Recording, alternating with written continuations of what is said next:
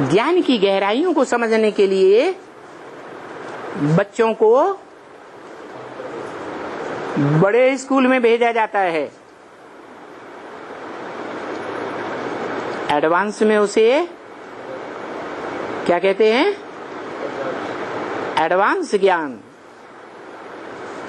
ऊंचा ज्ञान। कैसा ऊंचा ज्ञान? जो आत्मा के 84 जन्मों की भी नॉलेज करा दे।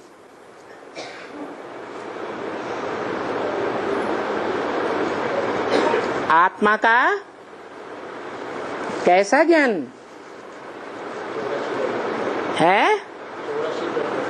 आत्मा रूपी रिकॉर्ड में जो भी 84 जन्म या कम जन्मों का ज्ञान भरा हुआ है, वो सारा आत्मा रूपी पार्टधारी को मालूम होना चाहिए या नहीं मालूम होना चाहिए?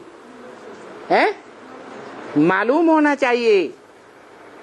अगर नहीं मालूम है तो आत्मा बेवकूफ पार्टधारी या बुद्धिमान बाप का बुद्धिमान बच्चा है?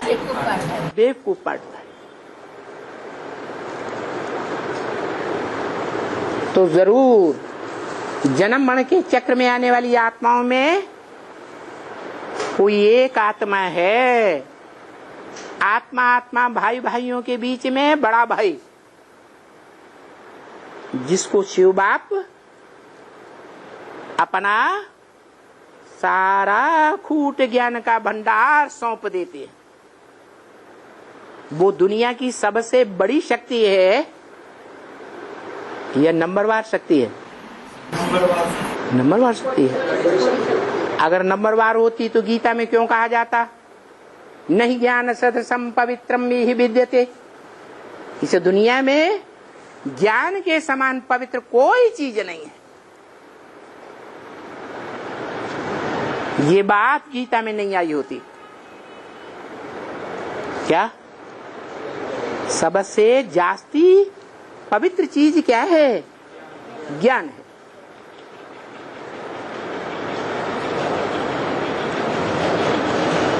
पवित्रता की शक्ति से दुनिया के सारे कार्य होते हैं।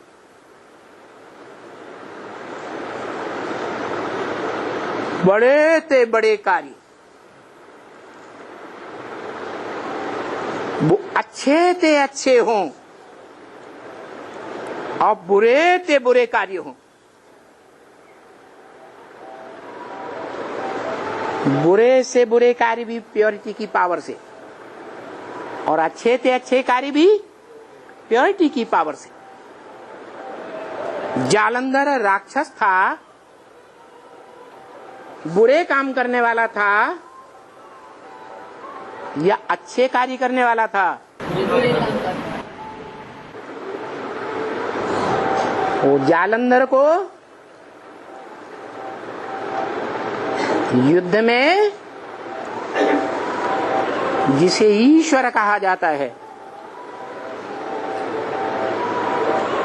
वो ईश्वर और ईश्वर का परिवार का कोई भांति उसे नहीं हरा सका युद्ध में।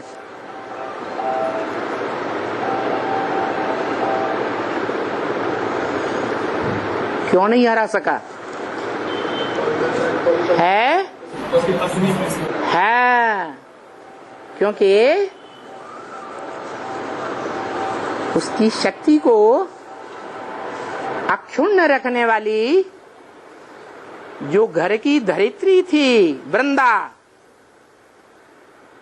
उसमें पवित्रता की पावर थी। उसकी मन बुद्धि में पति जालंधर के सिवाय और किसी के लिए रंच मात्र भी प्रेम नहीं था। जैसे हम बच्चे कहते हैं एक शिव बाबा दूसरा न कोई। जब तक ये स्टेज वृंदा की रही तब तक जालंधर राक्षस को देवताएं तो क्या, मनुष्य तो क्या, भगवान के नाम से भगवान कहा जाने वाला अपने परिवार सहित कोई भी नहीं हरा सका। और जब वृंदा प्रभावित हो गई, जालंधर के अलावा किसी दूसरे से, के बाद जालंधर हार गया।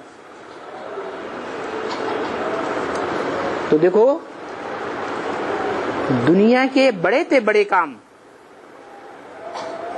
पवित्रता की पावर से होते हैं।